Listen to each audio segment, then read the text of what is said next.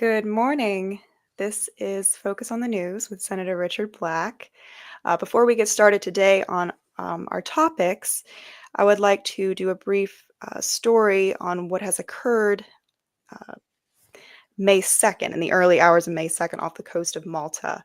There was a freedom flotilla, the ship named the Conscience, that has been hit by alleged uh, drones that people are saying came from Israel.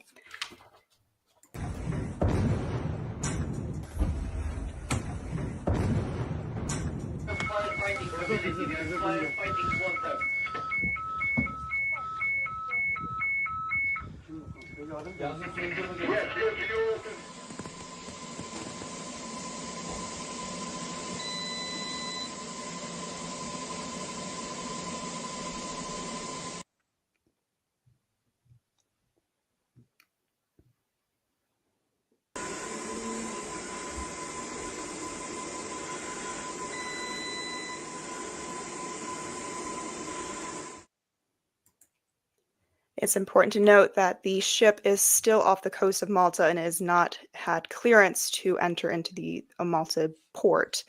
We just wanted to make mention of that, and we'll keep our eye on that topic. And I want to transition to Senator Black. What do you have for us today? Well, first, I'll just comment on your report earlier that somehow the Israelis must allow food and water to get to the people of Gaza. These are not people who fought anybody. These are women, children, and they're, they can't just simply be made to starve to death. And I know the ship was there bringing food, and the Israelis have driven it off. And somehow the world really has to come to grips with this, and find there's got to be a way that the people can receive food and water. You simply can't just exterminate a population like this.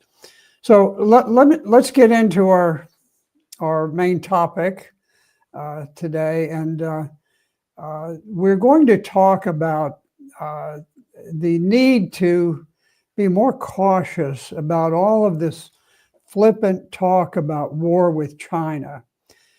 We have been at war with so many different countries over the time. We've attacked Serbia, we've attacked Libya, we attacked Syria, Afghanistan, Iraq.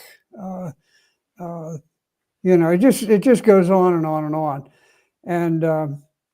And Ukraine, we're fighting this vast proxy war in Ukraine now. And one of these times, people have gotten accustomed to the idea that, well, we send a lot of money. Maybe we have some troops in there, but we can somehow promote other forces, terrorists really, who go after these countries and help to overthrow them, like we did in Syria. And but when we're talking about a country like China, people need to be much more sober. And I wanted, since Morgan is a very young lady, and I've been around for a while, for several generations. So I thought it would be helpful if we talk in terms of the Vietnam War, which was our last really bloody, very, very high intensity war. It's been many years. The war ended 50 years ago, and I was just at a celebration that began at the foot of the Lincoln Memorial, and this is a very, very well attended event, and it's put on by the Vietnamese community here in the United States, the South Vietnamese community, those who fought for the Republic of Vietnam when we were allied with them during the Vietnam War. Here I'm pointing to the name of one of my two radium men who were killed fighting alongside me in 1967. This was Corporal Henry Smith, and we called him Smitty. He was a great guy, and he was about to catch a plane home from Vietnam, and there was a Marine outpost that came under attack, and he decided to give up his flight home and to go and to try to rescue the Marines who were surrounded. He died along with Lance Corporal Dennis Wargo, who's also on panel 19 of the Vietnam Wall. And so, you know, it just sort of highlights the fact 50 years have passed since Saigon fell. The North Vietnamese came roaring into the city with tanks and, you know, knocked down the gates to the presidential palace and forced a surrender. And afterwards, there was just a massive bloodletting across the country. One Vietnamese man, an official that I spoke to, he had lived in a predominantly Catholic village. About 10% of Vietnam's population are Catholic. And after the fall of Saigon, they captured the village priest, and then they required every villager to go to the center of the village, and including small children.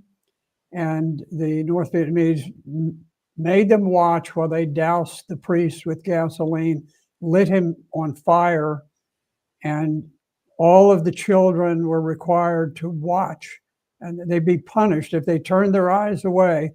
They had to watch the man burn and suffer in agony. And this was going on all over Vietnam with the end of the war. There's no doubt that North Vietnam was an enormously cruel country, and it still not a bastion of liberalism to this day.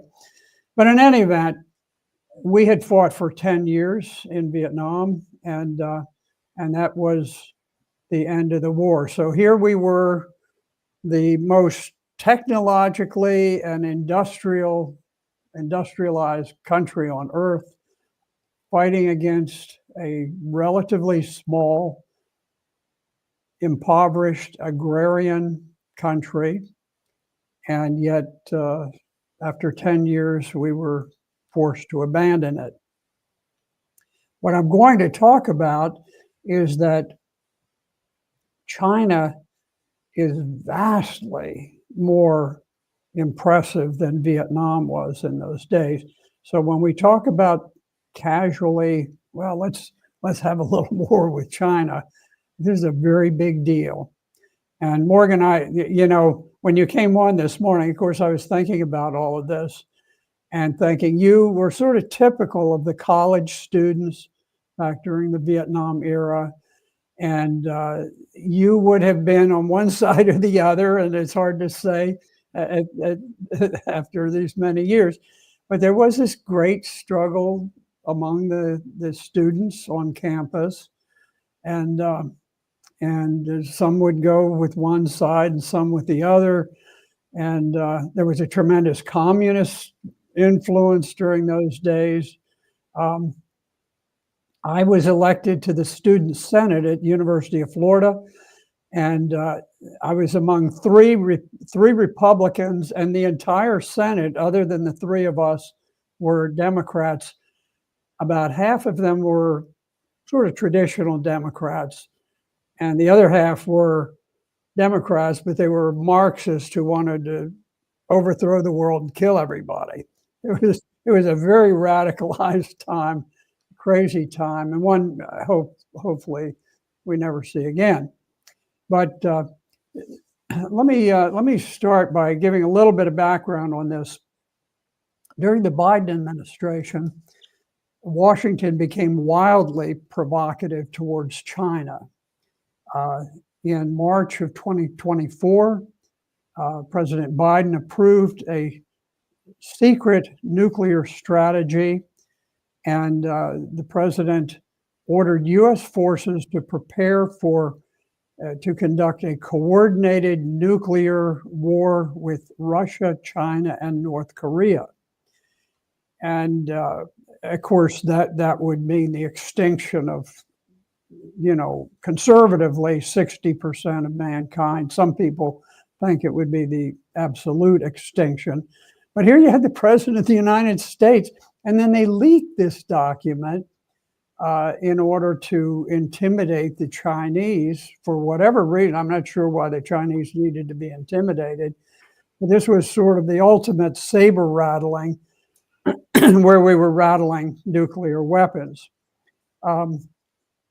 In 2022, back prior to this, Speaker Nancy Pelosi took a congressional delegation and visited Taiwan at a time of heightened tensions with China. And clearly the objective was for Nancy and her delegation to provoke some sort of a reaction, an overreaction by the Chinese that would then give us the ability to ramp up the pressure some more. The U.S., of course, has been funneling massive amounts of weapons to Taiwan. And then in March of 2024, and this is not that long ago, Taiwan made an announcement that the U.S. was stationing special forces trainers just 3 miles off the coast of China, 3 miles off the coast of mainland China. And this was done in an apparent attempt to goad the Chinese into taking some sort of precipitous offensive action, which would then give us a pretext to amp things up and to create some more tensions. Fortunately, the Chinese were too wise to fall for that. In January 2024, Pentagon spokesman General Ryder said that China was the pacing challenge of the Department of Defense. Pacing challenge, this is a term that the Pentagon became fond of using. Pacing basically means urgent, pressing, threatening, so forth, sort of all jumbled into one. And now this, despite the fact China has never taken any offensive action against us whatsoever. Not since you go back to the Korean War, where when the U.S. forces drove all the way through North Korea up to the Yalu River on the border of China, China finally counterattacked, and they just weren't willing to wait until we crossed into China to take action. But that's the last time that there's been any offensive action against Western powers by China. Finally, we had General Michael Minihan, one of my favorite individuals. And that's being sarcastic. He was the head of the Air Mobility Command. I'm not sure if he still is, but he was warning military personnel to speed up their preparations for combat. And he said, I hope I'm wrong, but my gut tells me we will fight China in 2025. Now that's now. In other words, he's saying, well, we're going to be at war with China. I don't think General Minihan had the vaguest idea of what war is like and of what China is like. I think we're at a point we need a little higher intellectual content within our general officers' corps. Okay, so it is true, China has undertaken a very massive military buildup, but this is really in response to the continuing threats and provocations. They've bolstered their nuclear, their conventional, their cyber, space capabilities. However, despite all of the military buildup, the U.S. is still spending 3 times as much as China on military military arms and equipment and so forth.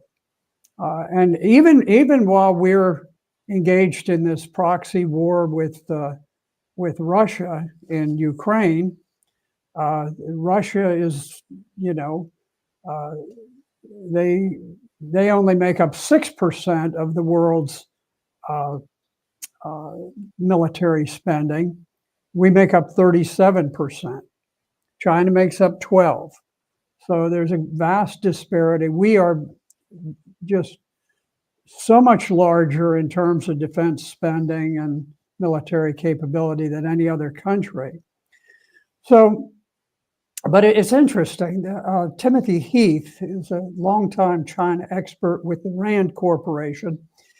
And he did a study that said that the Chinese military has doubtful combat readiness. You're not talking about their weapons. The weapons are undoubtedly very, very advanced, very good. But he's saying that they're not on any sort of a war footing. He said that the modernization is largely done to appeal to the credibility of the Chinese Communist Party rule in China. He points out that 40% of their training time is on political topics, not military. And also, China has this unusual situation where the units of their army have two separate commanders. One is the military side, and the other is the political commissar. So thank goodness I never had to function under that sort of an operation, but their military is intensely political, and the politics are not so much focused on external forces. They are focused on maintaining domestic tranquility in China.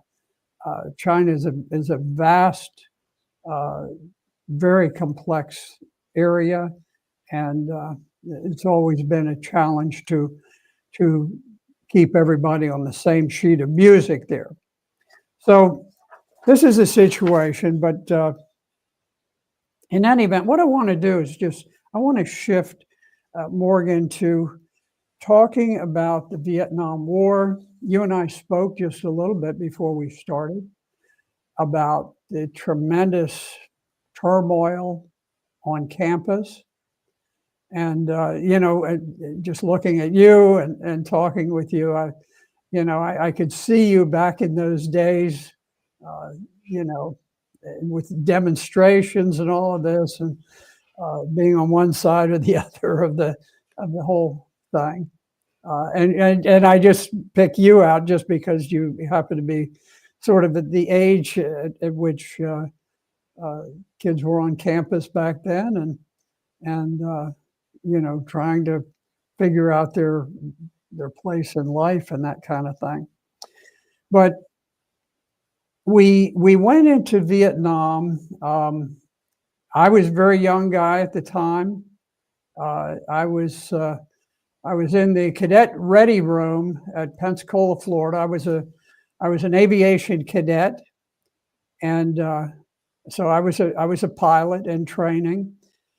And we had this wonderful cadet recreation center in a great big wooden 2-story building, and the recreation center, it was mostly pool tables. There were just lines of pool tables. And over on one side of the wall, you had a place for beer. And you could buy beer for a quarter or whatever it was. And there was one television set. They didn't have these big screens back then, so you just had the regular size sets. And it was over on one wall of this big room. And so you'd walk into the rec center, as I did that day, and you just heard this incessant clatter of the pool balls. Somebody breaking with the pool, and all the balls ricocheting back and forth, and there's just sort of this cacophony of pool balls and young pilots laughing and joking and kidding around, and you know, guys would just come right off the flight line, you know, and they go in, and it was a little bit of a Top Gun sort of an environment, and all of a sudden, as everybody's laughing, joking, they made an announcement on the TV set, and it said we had been watching Man from U.N.C.L.E., which was kind of a humorous spy spoof, and they said we now interrupt this broadcast for an important announcement from the President of the United States. He'll be appearing in the Oval Office imminently.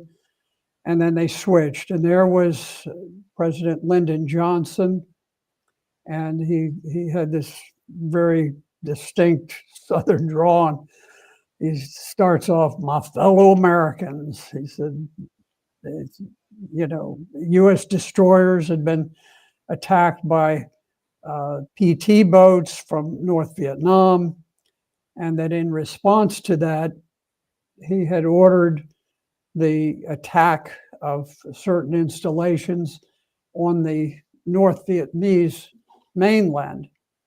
And you know, when they first said we have an important announcement, all of the pool balls stopped clattering. People set down their pool cues, and all of the pilots walked over and stood around that one TV set and watched in a very sober way. And when it was finished, I turned to the guy I'd been playing pool with. He was a naval aviation cadet. I think his name was Fowler. Anyway, he said, "What do you think of that?" I said, "Well, we're going to war." Now, that's not what the president had said, but I was, even then, even though I was a young guy, 19 years old, I had studied a lot of foreign policy before, and I understood how pretexts are used to create a foundation for war. And so everybody just left the recreation center. I think everybody had a more sober view of where they were going, and at that moment, everybody started turning to thoughts of war and finishing up their flight training. And before long, most of those pilots were off the coast of Vietnam, or some, like the Marines, were in Vietnam, and many of them didn't come back. So we had this war that involved, we went for 10 years fighting in Vietnam. And in the end, we had 58,000 who were killed, great number more who were wounded. And I think we need to back up, and we can look at the war that, Morgan, that you and your age group are accustomed to, which is the war on terror, the attack on Serbia, attack on Libya, attack on Syria, on Afghanistan, on Iraq, on the whole planet. That has killed over 7,000 people in a 23-year period. But in Vietnam, we had 58,000 in a 10-year period. So the Vietnam War, in terms of the deaths over time, was 19 times the intensity of the war on terror. To give you some idea, during Vietnam, we just had a steady stream of flights returning from Vietnam carrying full loads of coffins, and that you'd just have one after the other after the other. So we know that the war in Vietnam ended that eventually North Vietnam conquered the South, imposed a tremendous reign of terror. People fled by boats for an entire generation afterwards. And the North Vietnamese encouraged pirates to prey on the people fleeing the country, and widespread reports all the time about the pirates who would board these little sampans that were floating out in the South China Sea, and they would rob the people, they would rape the women, and they often would just drown everybody on the boat. So a large portion of those small boats never arrived here. So that was kind of the outgrowth at the end of a 10-year struggle to defeat this small country of North Vietnam. So Morgan, what I want to do today is to compare the potential war with China with what we experienced very painfully during Vietnam. And the first thing to realize is the geographic distinction. China was 29 times the size of Vietnam. So just in terms of size, you can think, okay, this war would be so much more immense than the war in Vietnam. 29 times the size, the geographic size. The population of Vietnam was nothing compared to the population of China. And relative to the United States during Vietnam versus today, the population of China is 37 times as large as the population of Vietnam during the Vietnam War. So you think of that in terms of manpower that they can muster. I tell you, Vietnam had no problem mustering enormous armies against the United States and against South Vietnam. But the population of China is 37 times as large. Now, in terms of weapons, Vietnam they relied on the Soviet Union and on China to a lesser extent. They didn't have any advanced weapons. They really didn't have much industry at all. Importantly, Vietnam had no nuclear weapons.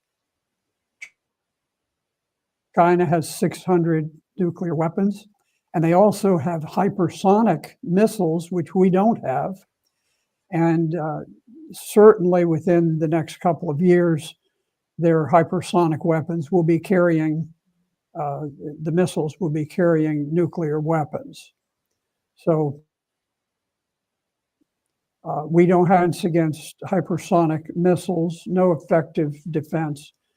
And so that raises the question, in a war with China, where we send vast naval flotillas over, what happens if they fire nuclear tipped missiles? I think half a dozen of our carrier battle groups could easily happen, and it's conceivable the war could end within days if that happened. So now you look at the industrial output. During Vietnam, North Vietnam had very little industry, and we were able to bomb what they did have in the port of Haiphong and area. But back then, the U.S. we were the world's industrial powerhouse. We produced 23% of all of the world's industrial production. And I would say at that time, North Vietnam produced 0% of the world's industrial produce. I mean, it was just negligible. Compare that with today, where China, this almost surprised me a little as I got into it. China significantly outperforms the US in industrial output. Our GDP is larger because of financial transactions and different things. But China is a far larger industrial producer than the United States. China produces 29% of global output compared to the US producing only 16%. That's kind of a shocking figure. It's kind of interesting that the US was the dominant industrial producer until 2010 when China overtook us, and it just hasn't slowed down since. Now back to geography a little bit. During the Vietnam War, Vietnam was a coastal country. It's a fairly narrow strip of land in Indochina. And the importance of this is that we, being a great naval power, were in a position to where we could launch aircraft off aircraft carriers, and we could drop bombs on targets within a fairly short time. And I did that. I controlled the dropping of over 1,000 bombs. It's probably close to 2,000 bombs during my time with the 1st Marine Division. I was a pilot the first half. The second half, well, I was a pilot, but I wasn't flying. I was on the ground with the 1st Marine Division. And so this business of being a coastal country is very important because Vietnam was vulnerable to naval interdiction. China, while it does have a large sea coast, it also has the most extensive inland waterways of any country in the world. And some of these waterways are sufficiently away from the coast that it's very difficult for the US or any of our allies to interdict the flow of supplies within China. Now, it's interesting, I discovered that China has something called the Eurasian Pole of Inaccessibility, which is the spot that is the most remote from the seacoast in all of Europe or Asia. And this is in China, and at the Eurasian Pole of Inaccessibility, you have to travel 1,645 miles to reach that point in China from the coastline. So that's over half the continent of the United States in distance. So China does not have that vulnerability that we saw with Vietnam. And so just, in concluding, I'll say that a war with China would be immensely risky. It would be a mammoth undertaking. Although the US would dominate the sea, it would suffer huge naval losses from hypersonic missiles and submarines. US military is generally dominant militarily and technologically. The same was true during the Vietnam War, which we lost.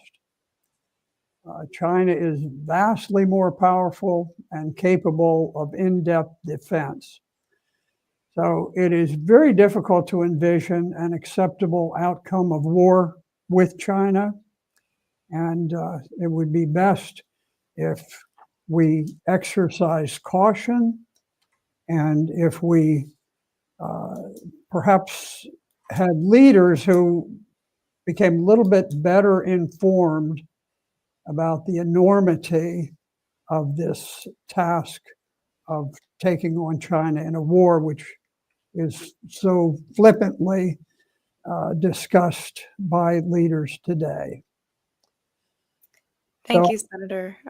That was, I mean, I really enjoy that deep dive there, and then hearing about your time in the Vietnam War. I'm very honored to be with you and have that access to that knowledge.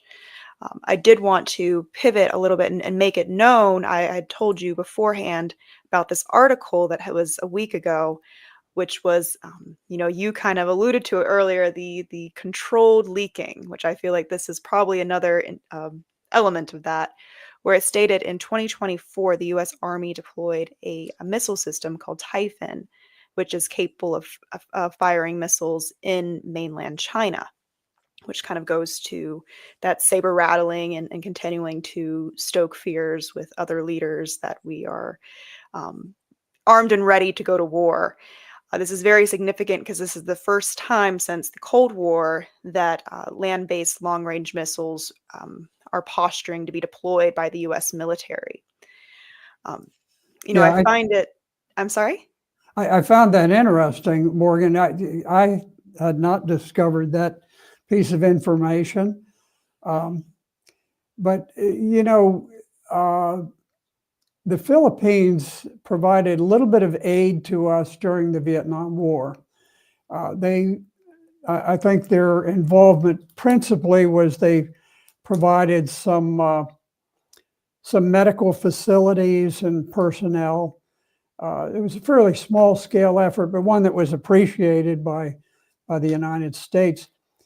But due to some changes taking place within Philippines, they broke away from their close alliance with the United States. We had an enormous naval base at Subic Bay in the Philippines. And I think outside of the Norfolk Naval Base, it was the largest one in the world.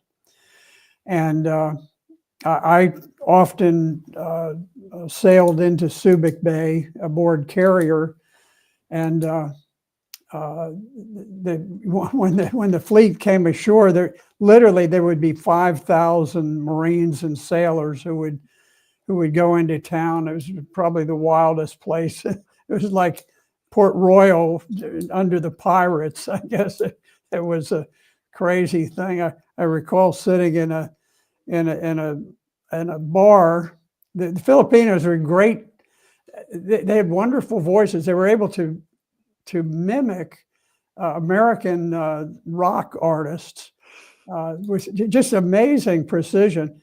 And I was listening to this little band, about five. They had a singer and really great people, and their songs were great. But for some reason, at this time of day, there was nobody else in there except me, and there was a big heavy-set Navy chief who was very intoxicated, very obnoxious, and so when they would play, even though they were only playing to kind of an empty house, I would applaud and carry on, and try to make them feel appreciated. And at the same time, this old Navy chief, he would be saying negative things, and just an obnoxious human being. And finally, it was too much for the head singer to handle, and he leaped down off the bandstand, grabbed a bottle of beer, he bashed it over the table, and he came running at the Navy chief. He was gonna cut this guy to shreds, and I don't know why, but at that very instant, I guess there had been Navy Shore Patrol, which was like the police, like military police, and they came storming in. They grabbed the Navy chief and hustled him out, and And so I just remained. I was the only person left in the bar at that time, and I just enjoyed the company of the band, and I spent a little while longer in there. But anyways, it was a wild time, and the Philippines, very pro-American, but then they had a shift, and for many years the U.S. military was out of Vietnam, and it's just in more recent years that we've returned, and now the idea that we're starting to in place potentially offensive missiles within the sovereign territory of the Philippines is sort of problematic. I understand why we are doing it. I don't understand why the Filipinos would be real enthusiastic about doing it, but in any event, you can argue the pros and cons of that, but this whole movement that we have of bottling up China and preparing for a war with China, in my view, is rather ill-advised. China, the last time that they fought a major war was in 1979. And after we had pulled out of Vietnam, historically, the Chinese and the Vietnamese they're like oil and water. They hate one another, and they have ethnic differences that are unbridgeable. And so they had a very sharp war in 1979, and a relatively short war, but that was the last time China's engaged in major military activity. And you could scarcely count the number of engagements the United States has had in that period of time. So we are tremendous financial competitors with China, and I totally support President Trump's economic challenges to China. We're always going to have to assert our interests vis-a-vis Chinese interest in the economic realm. Otherwise, they're just going to walk all over us. So I totally support that. But I think all the talk about military intervention there is not that productive. So anyway, Morgan, hopefully when you're my age and you're sitting around with your 20 grandchildren, you won't have to worry about having gone through let's say a 30-year war with China that's wiped out a major part of the population of the United States and the world. And you can simply enjoy living in a good country that has hopefully been made better over time. I sincerely hope that's the case as well, Senator. I think that'll conclude our session for today. I want to thank everyone for listening. Join us next Saturday at 10 p.m. or 10 a.m., excuse me, Eastern Time, where we will focus on the news. Okay, thank you very much, Morgan.